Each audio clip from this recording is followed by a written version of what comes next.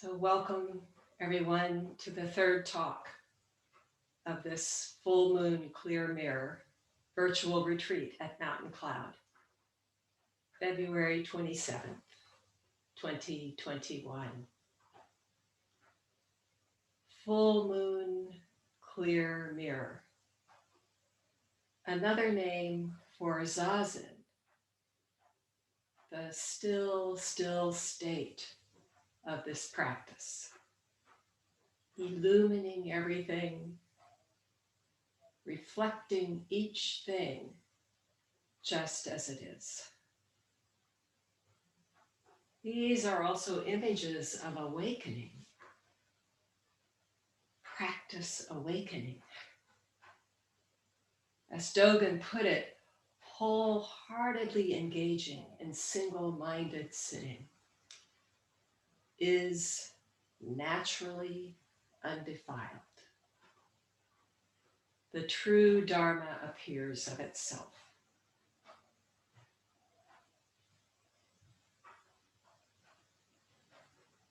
So here we are. When I turn toward today, a whole constellation of koans appeared, all connected, like the light of the stars or the roots of an aspen forest, one organism. The unifying theme of this forest of koans is the all-pervading sitting of Shakyamuni Buddha. One koan that came to mind is case 32 in the Mumonkan, or Gateless Gate, where a non-Buddhist questions the Buddha. I do not ask about words. I do not ask about no words. This non-Buddhist, perhaps an outsider, literally just non-awakened, has a chance to address the Buddha.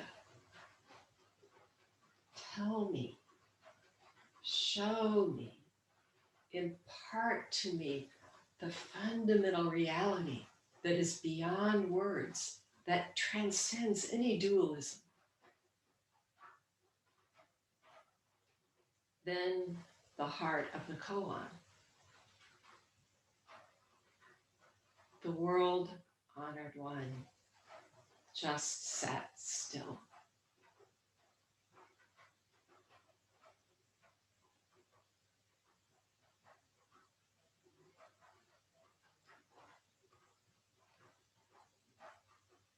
In the next line, the non-Buddhist praises him, saying, "The world honored one in his great mercy has opened the clouds of my delusion and enabled me to enter the way."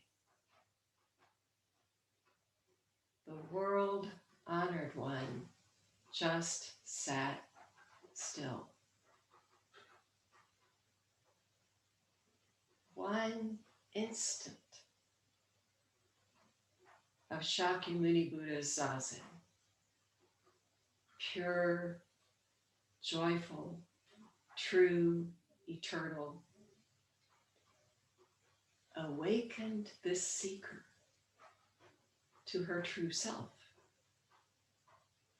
to what Elaine McGinnis Roshi calls your original spontaneity. Thank you for dispersing the clouds of my delusion, for blowing away my sense of lack and judgment, for imploding the scaffolding of I, me, mine. Thank you for the clarity and power of your sitting. Thank you for opening my ears to the deafening, all-pervading stillness of this awake world. We might say this to one another. Thank you. Thank you for your sitting.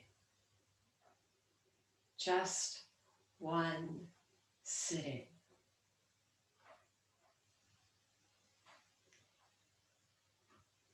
The koan I'd like to turn to now is of the same root. This is case 18 in the Hekigan Roku or Blue Cliff Record, a collection that we know is compiled by Master Secho, who inserted comments and added a verse to each case. The case also appears as number 85 in the Shoyoroku, or Book of Equanimity. Many of you know it. The National Teacher's Tombstone. So let's look at the case. Emperor Shukuso asked Chu, the national teacher, "What would you wish me to do after 100 years?" The national teacher said, "Make a seamless tomb for this old monk." The emperor said, "I should like to ask you, master, for its design." The national teacher remained silent for a long time. Then he said, "Did you understand?" The emperor said, "I didn't understand anything." The national teacher said, "I have a Dharma successor, my disciple Tengen, who is well versed in this matter. Let him come to you and ask him about it." After the national teacher passed away, the emperor called Tengen and asked him about the meaning of this. Tengen responded, "South of the river, north of the lake. In between there's gold filling the whole land. Under the shadowless tree, all people are in one boat. In the crystal palace, there is no one who knows." That's the verse and the end of the case. But then there are these insertions by Secho. So I'll read it one more time. Tengen responded, "South of the river, north of the lake." And then in parentheses, Secho commented, "The single hand does not sound without reason. In between there's gold filling the whole land." Secho commented, "A staff freshly hewn from the mountain forest. Under the shadowless tree, all people are in one boat." Secho added, "The sea is peaceful, the river clear. In the crystal palace, there is no one who knows." Secho commented, "The speech is finished."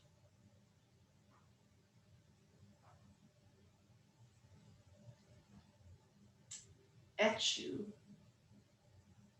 sometimes called Chu, was a disciple of Huineng, or Eno, the sixth Chinese ancestor we've been talking about, the last ancestor to inherit Bodhidharma's robe and bowl.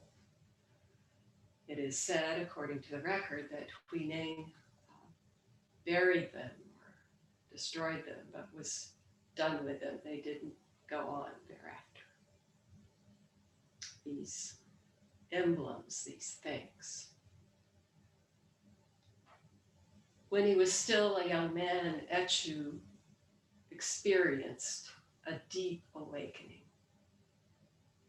He went into a remote valley in the mountains and practiced there as a hermit for 40 years. Word of his practice and his depth spread, and the emperor invited him to come to the palace and teach.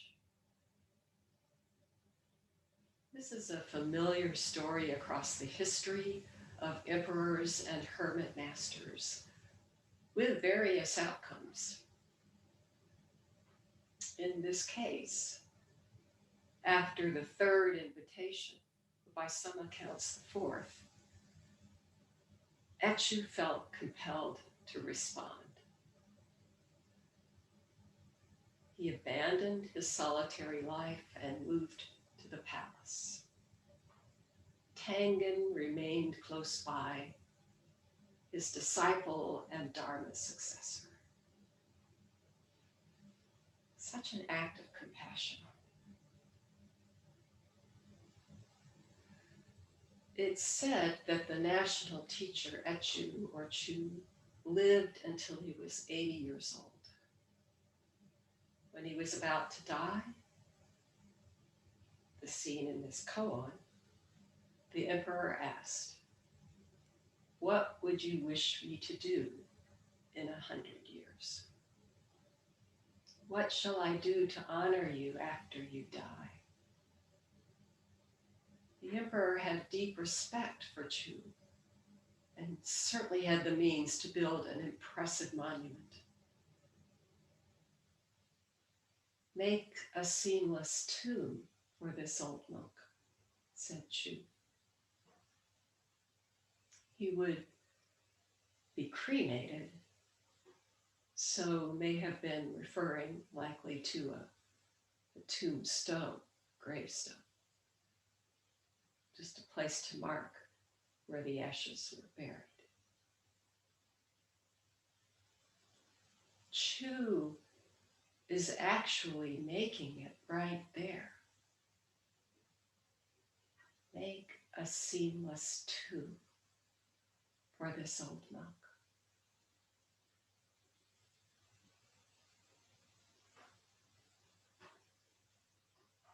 What is the national teacher really asking the emperor to do? Please realize your true self.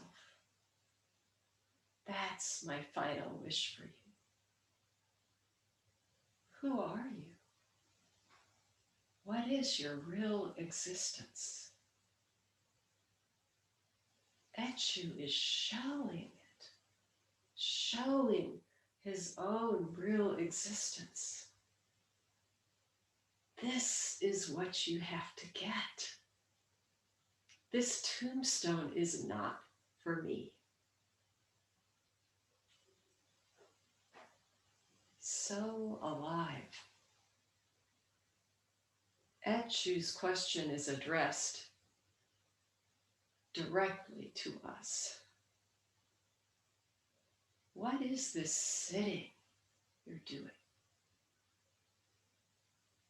Can you see that your sitting is my sitting, is Etchu's sitting, is Shakyamuni Buddha's sitting?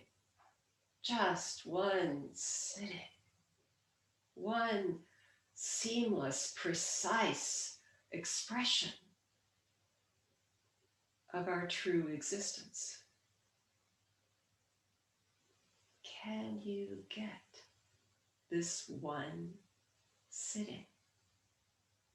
Can you taste it? Can you see that you are it?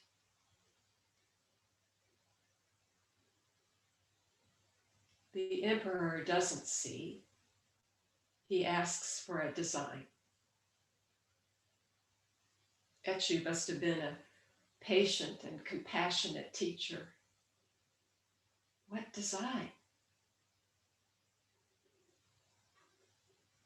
He remained silent for a long time.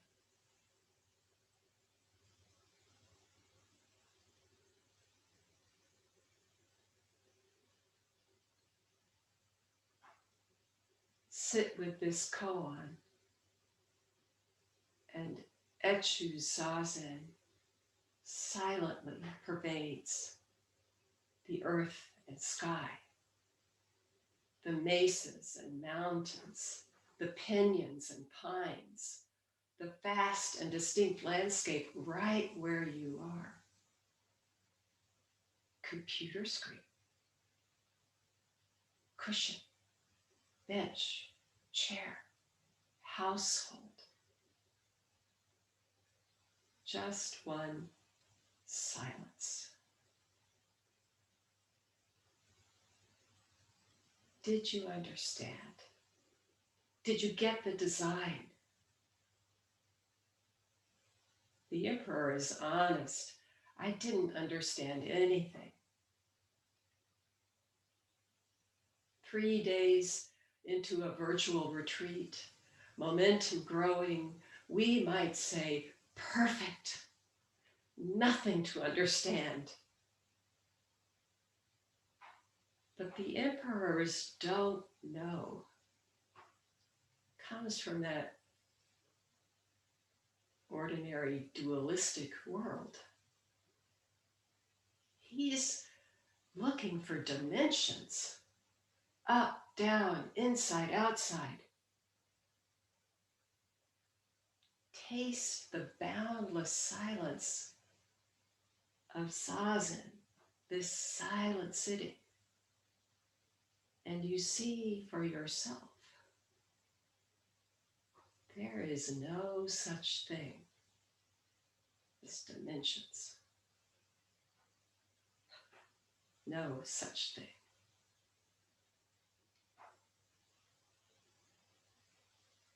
Etchu says, I have a Dharma successor, my disciple Tengen, who is well versed with this matter. In other words, I am busy dying. Go ask my disciple. There's a teaching in this,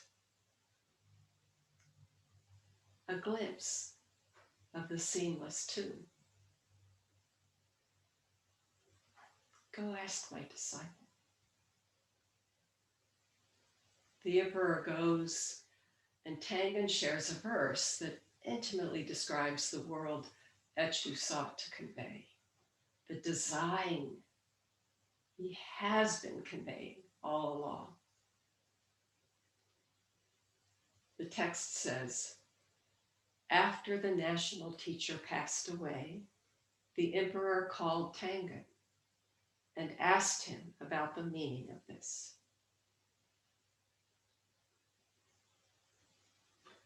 Has he died? What is that? Where did he go?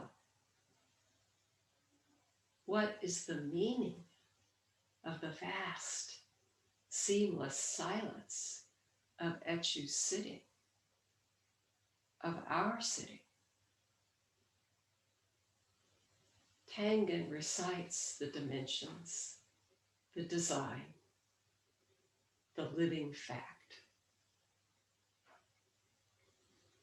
The south of the river, north of the lake. He might be saying from Santa Fe to Switzerland, or Ottawa to Washington, D.C., the whole vast universe. Right here. Secho comments, the single hand does not sound without reason.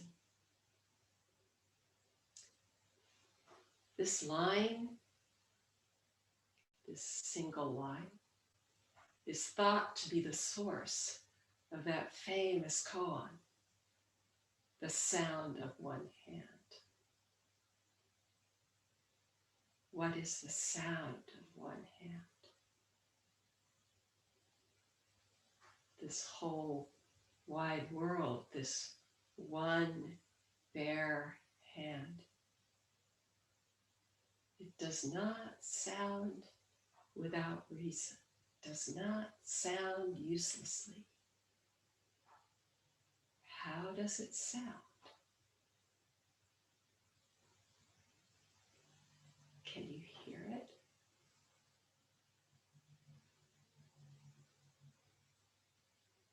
In between there's gold, which fills the whole land.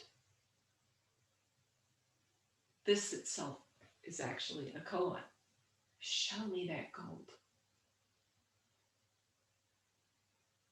Secho comments, a staff freshly hewn from the mountain forest. So fresh, so immediate. Coming up right now. Sitting, listening. Star, sun, rain, full moon, mirror.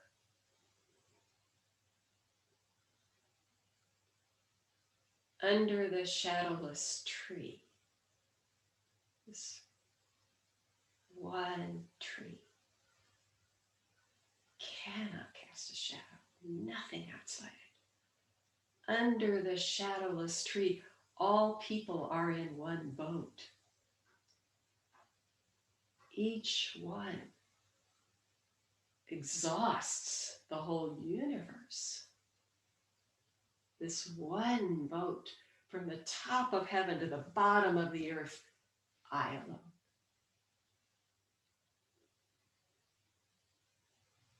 Actually, there's no way out of the boat. You are the boat.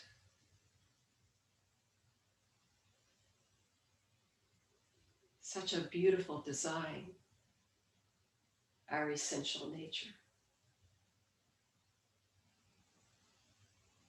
Secho adds, the sea is peaceful, the river clear.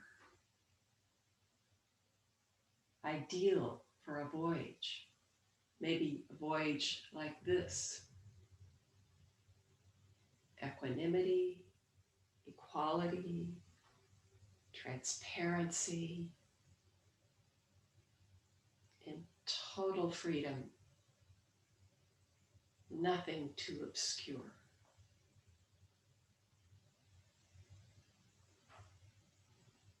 So clear, so still, so transparent.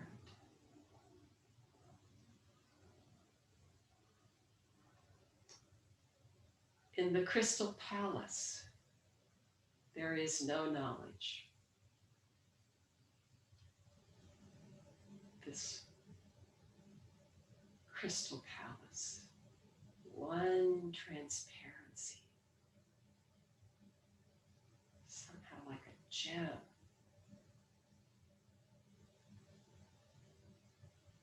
Shining.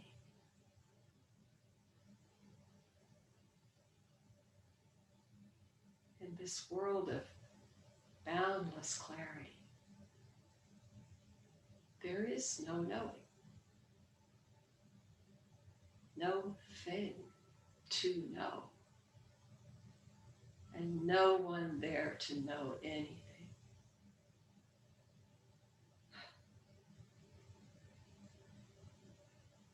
It's so beautiful. It's such a relief, just as it is. Tangen's poem is a vivid description of Zazen, your true nature extending in all directions, pervading everywhere, whole, complete, and at the same time, gone. As Roshi says, just one goneness. An open invitation to the mind of before knowing. Really don't know.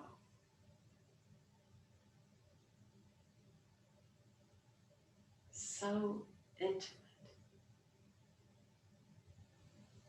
Too near for anything like knowing.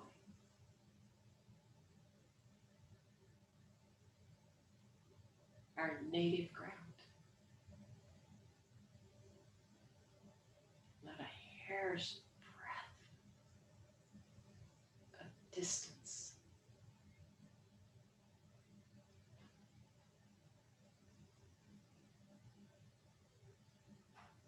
40 years of solitary practice alone in the mountains.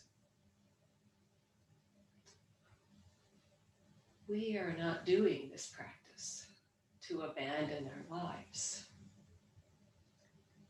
Wake up to the mountains right here.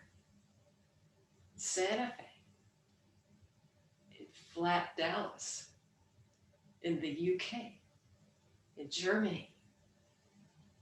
Realize your practice at home, in the marketplace, in the difficult emotions and challenging thoughts, in the struggle,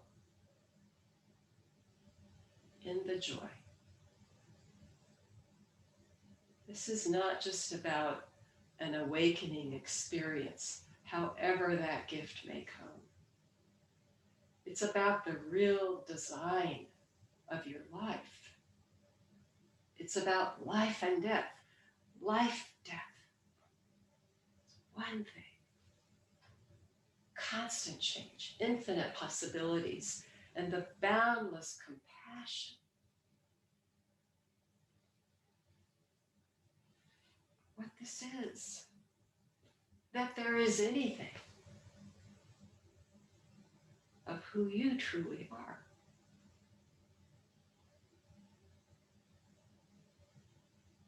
Students sometimes say so honestly, compassion is too hard. The pain of the world is overwhelming. How can I keep from being swamped by it?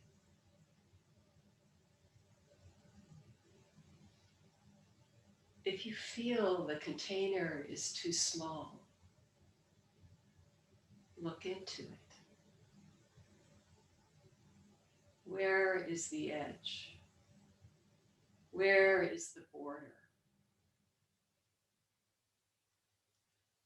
Let your heart break all the way open.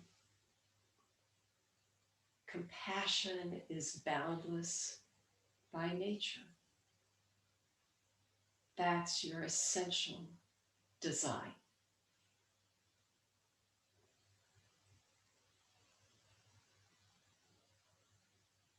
Last night,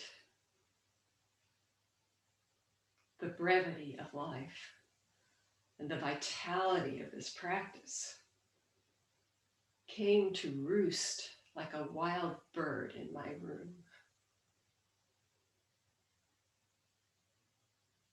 Here we are, middle of session. These beautiful questions, this earnest practice. So sleep last night was elusive. I opened my computer to a poem by Mary Oliver, the American poet known as a guide to the natural world. She died in 2019. The poem is about life and death, beauty and the accompanying fragility of our world. It sings a song to break our hearts open without remain. The title of the poem is Lead. It's a multivalent title. Maybe the lead in our hearts weighing us down, or maybe the lead pellets that allow fishing nets to sink in water. Birds and fish mistakenly eat them.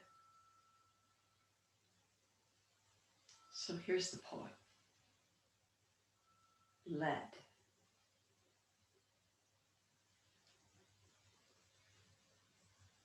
Here is a story to break your heart.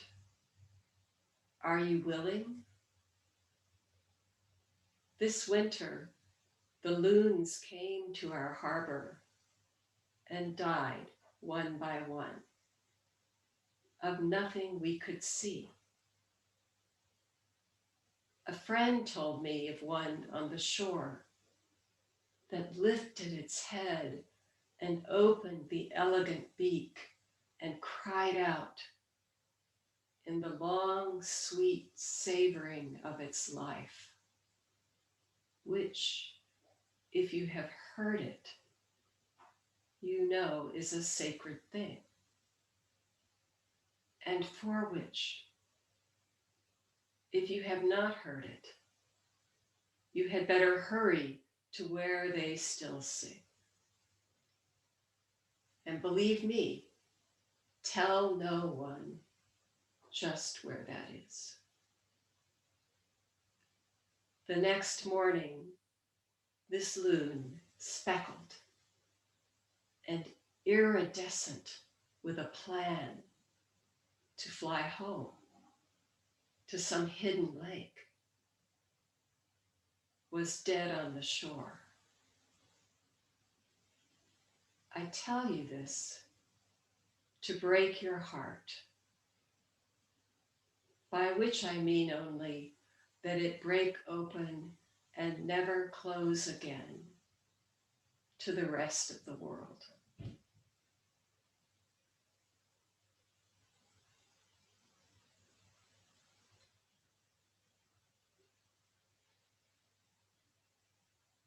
Can we build a seamless tomb for the iridescent loon, soon to be extinct? What about for the child who dies young or dies before its parents? The spouse, the long-loving partner, now gone. Or the beloved baby, full of joy, diagnosed with a grave disease.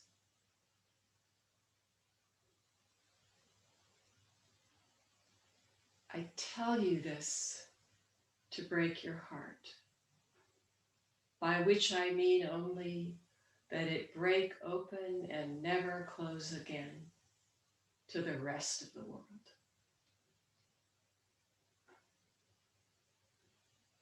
Our hearts are continually breaking open, breaking anew, and yet already open, boundless from the start. That includes the rest of the world, intimate to you, your whole body, your own true human body.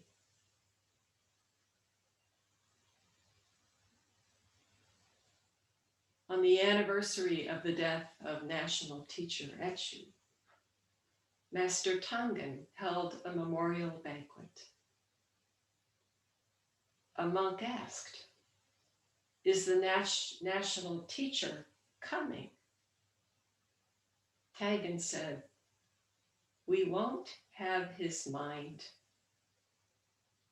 The monk asked, "Then why give this banquet?" Tangen said, "To not stop the truth of the world."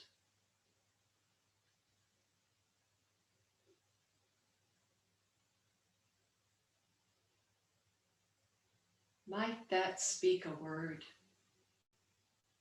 to the baby who may die, the family that can hardly fathom the loss?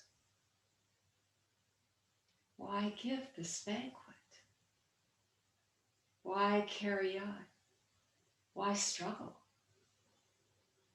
Why love when loss is implicit and we never know how or when it will come?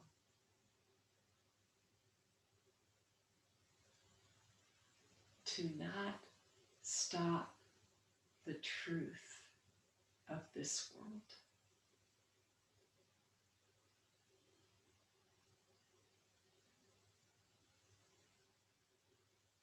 It's the world Tangen is seeing, conveying, being. Ryo Roshi once said, if you don't want to die, you don't want to live. How can there be two?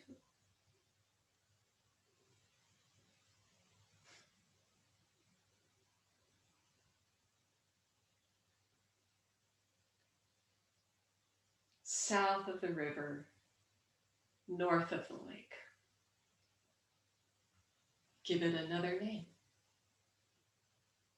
Each image on the screen, each name, each moment of practice. Gold fills the land. Computer, chair, book, cushion. Each one. The entire geography. The geography of your own heart, mind.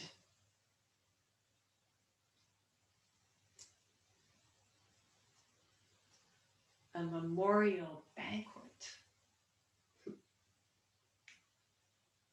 Nothing missing. Nothing lacking.